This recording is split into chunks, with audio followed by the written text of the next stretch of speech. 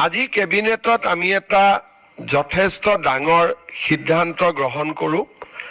আপোনালোকে জানে যে ইমান দিনে NPS OPS ৰাজ্য চৰকাৰৰ কৰ্মচাৰীসকলৰ বাবে এটা আলোচনাৰ বিষয়বস্তু আছিলে।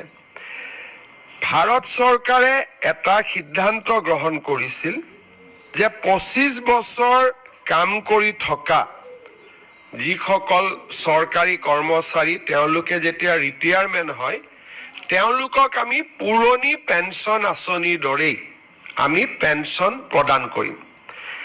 আৰু যিসকলে 10 বছৰ কাম কৰি তেওঁলোকে ৰিটায়াৰমেণ্ট হ'ব লগা হয় তেওঁলোকৰ কাৰণেও আমি পেঞ্চনৰ ব্যৱস্থা কৰিম। আৰু পেঞ্চনৰ লগতে তেওঁলোকে DA আদিও লাভ কৰিব। আৰু এই নতুন স্কিমটোৰ নাম দিছিলে ইউনিফাইড পেঞ্চন স্কিম। তাৰমানে OPS আৰু NPS দুইটাৰে সামঞ্জস্য ৰাখি ভাৰত চৰকাৰে চৰকাৰী কৰ্মচাৰীসকলক নিশ্চিতভাৱে পেঞ্চন প্ৰদান কৰিবলৈ ইউনিফাইড পেঞ্চন স্কিম আৰম্ভ কৰিছিল। দেশৰ 4খন ৰাজ্যই ইউনিফাইড পেঞ্চন স্কিম এতিয়ালৈকে গ্ৰহণ কৰিছে। আজি আমাৰ ৰাজ্য চৰকাৰেও এই ইউনিফাইড পেঞ্চন স্কিম অসমৰ চৰকাৰী কৰ্মচাৰীসকলৰ বাবে এডপ্ট কৰে।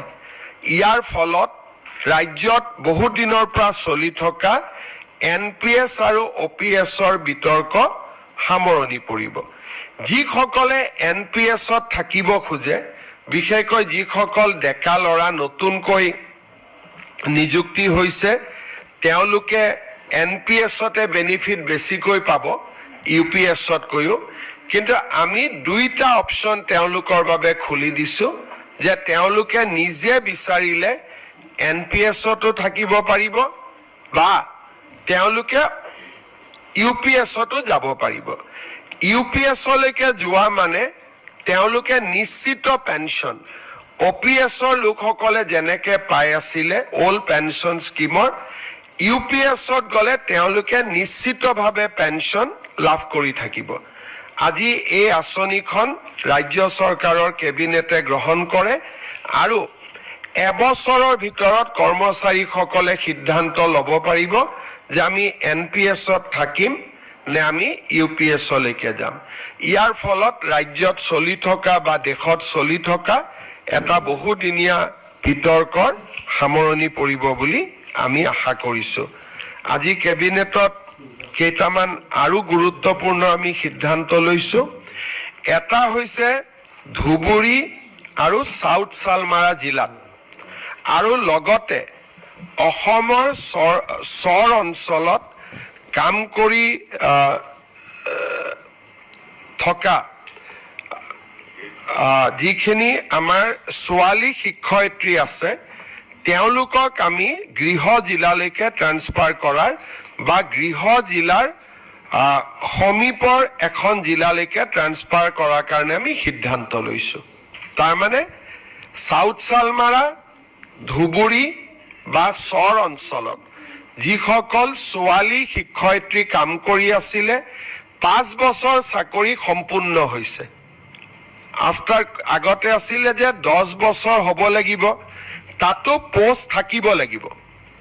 আজি আমি সিদ্ধান্ত লৈছোঁ যে আমি ধুবুৰী আৰু দক্ষিণ শালমাৰা জিলাত আৰু চৰ অঞ্চলত কাম কৰি থকা আৰু 5 বছৰ সম্পূৰ্ণ কৰা সকলো ছোৱালীক আমি গৃহ জিলা বা গৃহ জিলাৰ সমীপৰ যিকোনো এখন জিলালৈকে আমি ট্ৰান্সফাৰ কৰাৰ সিদ্ধান্ত লৈছোঁ। কোনোবা যদি ডিব্ৰুগড়ৰ ছোৱালী কাম কৰি আছে, ডিব্ৰুগড়লৈকে যদি পোষ্ট নাই আমি তিনিচুকীয়া, শিৱসাগৰ বা ধেমাজিত দিম। যদি কামৰূপ জিলাৰ সন্তান চাউথ চালমাৰাত কাম কৰি আছে আমি কামৰূপ জিলাত দিব নোৱাৰিলেও মৰিগাঁও, নলবাৰী আমি ইয়াত দিয়াৰ কাৰণে চেষ্টা কৰিম। ই এটা ছোৱালী শিক্ষয়িত্ৰীৰ কাৰণে এটা বহুত ডাঙৰ সকাহ হিচাপে পৰিগণিত হ'ব বুলি আমি আশা কৰিছোঁ। ৰাজ্য চৰকাৰৰ কেবিনেটে আজি আৰু এটা সিদ্ধান্ত লৈছে কেইদিনমান আগতে আমি সৰ্বশিক্ষা অভিযানত কাম কৰি থকা আৰু 5 বছৰ পূৰ্ণ হোৱা শিক্ষকসকলক চৰকাৰী শিক্ষক হোৱাৰ সুবিধা দিছিলোঁ। কিন্তু 5 বছৰৰ অপশ্যনটো থকা কাৰণে বহুবিলাক শিক্ষকে এই স্পেচিয়েল ৰিক্ৰুটমেণ্ট ড্ৰাইভৰ সুবিধা ল'ব পৰা নাছিলে। তেওঁলোকে আমাক আবেদন কৰিছিলে। এতিয়া 5 বছৰটো আমি 3 বছৰলৈকে কমাই দিছোঁ। সৰ্বশিক্ষা অভিযানত 3 বছৰ কাম কৰিলেও তেওঁলোকক আমি সৰ্বশিক্ষাৰ পৰিৱৰ্তে চৰকাৰী শিক্ষক হিচাপে আমি পুনৰ তেওঁলোকক নিযুক্তি দিয়াৰ ব্যৱস্থা কৰিম। এই দুইটা আমাৰ শিক্ষক শিক্ষয়িত্ৰীসকলৰ বহুদিনীয়া ৰিকুৱেষ্ট আছিলে। আজি দুইটা ৰিকুৱেষ্ট আমাৰ কেবিনেটে গ্ৰহণ কৰে আৰু আমাৰ এই সিদ্ধান্তই তেওঁলোকৰ বহুদিনীয়া এটা ৰিকুৱেষ্ট বা দাবী পূৰ্ণ হ'ব বুলি আমি আশা কৰিছোঁ। আজি আমাৰ কেবিনেটে অসমৰ বিভিন্ন বিভাগত কাম কৰি থকা 1231 জন আৰু অসম সচিবালয়ত কাম কৰি থকা 99 গৰাকী কেজুৱেল ফিক্স পে এমপ্লয়িজক বিভিন্ন ধৰণে সহায় কৰাৰ বাবে সিদ্ধান্ত গ্ৰহণ কৰিছে। ৰাজ্যত মিনিমাম যিটো 1231 গৰাকী মাষ্টাৰ ৰোল কেজুৱেল আৰু ফিক্স পে ৱৰ্কাৰ আছে, এতিয়াৰ পৰা আমি তেওঁলোকক মিনিমাম পে স্কেল প্ৰদান কৰিম। এই সিদ্ধান্তটো আজি কেবিনেটে গ্ৰহণ কৰে। আনহাতে আমাৰ অসম সচিবালয়ত কৰ্মৰত 99 গৰাকী ফিক্স পে ষ্টাফক আজি আমি তেওঁলোকৰ দৰমহা বৰ্তমান তেওঁলোকে 9,000 পায়। আমি 9,000ৰ পৰা 16,400 টকালৈকে বৃদ্ধি কৰিছোঁ। আপোনালোকে জানে যে অহাকালি আমাৰ সমগ্ৰ ৰাজ্যতে অৰুণোদয় আঁচনিৰ 3য় সংস্কৰণ শুভাৰম্ভ হ'ব। ৰাজ্যৰ 30 লাখ লোকে এই অৰুণোদয় আঁচনিৰ ধন কালিৰে পৰা পাবৰ বাবে আৰম্ভ হ'ব। অৱশ্যে BTCৰ চিলেকশ্যনৰ প্ৰক্ৰিয়া এতিয়াও চলি আছে। সেইবাবে BTCৰ হিতাধিকাৰীসকলক পুঁজি দিওঁতে আৰু কিছু পলম হ'ব। কিন্তু অহাকালি যি 30 লাখ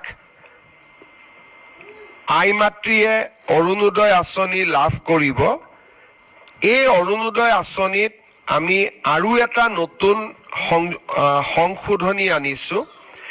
আমাৰ যিবিলাক জীৱিকা সখী বাইদেউ আছে, গাঁৱত তেওঁলোকক কেতিয়াবা জীৱিকা সখী বুলি কয়, কেতিয়াবা পশু সখী বুলি কয়, কেতিয়াবা বেংক সখী বুলি কয়।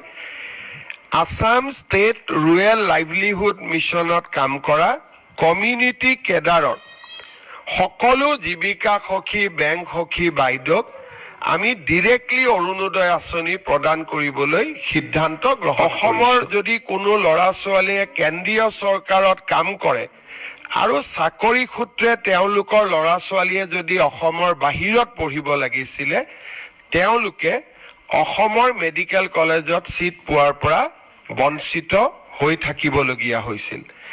ৰাজ্য চৰকাৰে আজি এটা সিদ্ধান্ত গ্ৰহণ কৰে যে যদি বাহিৰত কাম কৰা ব্যক্তিজনৰ 3টা প্ৰজন্ম অসমত আছিলে, তাৰমানে তেওঁলোকৰ দেউতাক মাক আজু ককা 3টা প্ৰজন্ম যদি অসমৰ হয়, তেনেহ'লে তেওঁলোকৰ ল'ৰা ছোৱালী এতিয়াৰ পৰা অসমৰ মেডিকেল কলেজত পঢ়িব পাৰিব। অসমৰ হাইস্কুলতে পঢ়াটো এতিয়াৰ পৰা মেণ্ডেটৰী নহ'ব।